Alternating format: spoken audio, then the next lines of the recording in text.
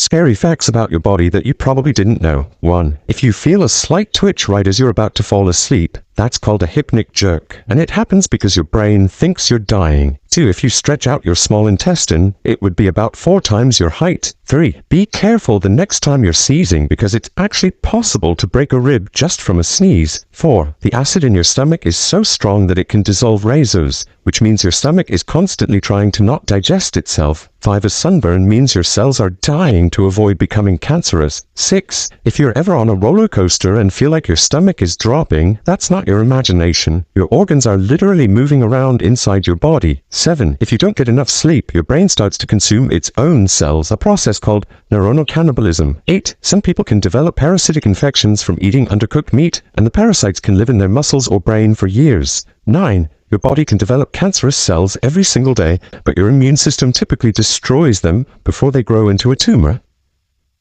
You don't text me, so I won't text you. Why? This is actually a sign of low self-esteem. Let me be real with you. This isn't strength, nor is it some power move. In fact, it actually puts you in a weaker emotional position. A lot of people play this game without realizing one crucial thing. The more you try to match their energy and play hard to get, the more you actually trap yourself in emotional overthinking, and the harder it becomes to let go of them. Think about it. If you're deliberately holding back and refusing to reach out, it means you're still heavily invested in the reaction. And if they don't text you first, you start obsessing over it, your emotions swaying from anxiety to frustration. Do they not care about me anymore? Why are they ignoring me? Did I do something wrong? At that moment, you've already fallen into their emotional trap. Why? This is exactly what manipulators want. People who are emotionally skilled, or let's be real, players, know exactly how to control your emotions. They switch between hot and cold behavior. Today, they're super attentive and affectionate. Tomorrow, they're distant and indifferent. This cycle creates emotional chaos, making you crave their attention even more. Some of them even intentionally piss you off, just to make you react. They're not afraid of you getting mad. They fear you not caring at all. And usually when you start playing their game, they'll throw you a little attention just to keep you hooked. Then once your emotions calm down, they'll pull away again, keeping you stuck in an emotional loop where they have all the power. Over time, you start needing their validation more and more, and before you know it, your entire self-worth depends on their response. And guess what? They barely did anything. It was you who became emotionally trapped. How to stay in control and level up emotionally. If you want to maintain emotional balance and a high-value mindset in relationships, you need to stop engaging in petty emotional battles and start focusing on yourself. Let me tell you the truth.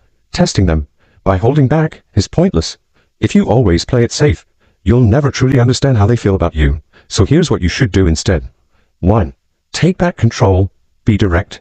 If you genuinely like someone and want to build a real connection, forget the mind games. Just reach out when you feel like it. If you're busy handling your own priorities, then focus on your life and text them later. You don't need to overthink every move. This isn't about winning.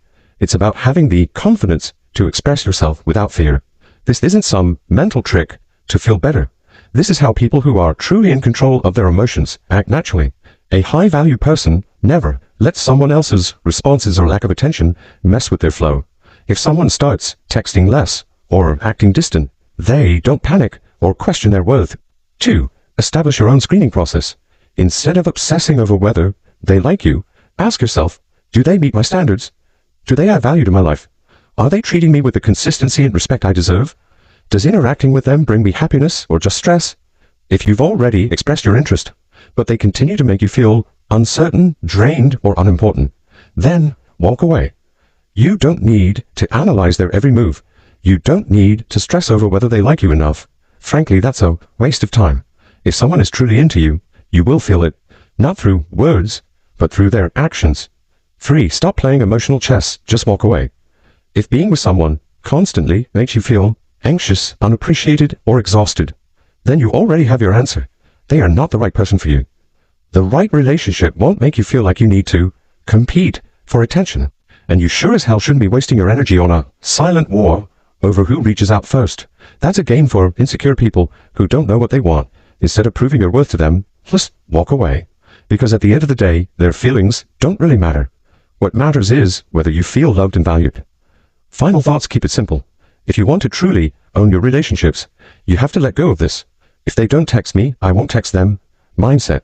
Because all it does is keep you stuck in pointless emotional loops that drain your energy. The more you overthink, the more you try to prove a point, the weaker you become in the relationship. Some relationships aren't meant to last, and that's okay. As long as you were genuine, you didn't lose. Got it? Now, focus on mastering emotional confidence and learn how to build a love that lasts.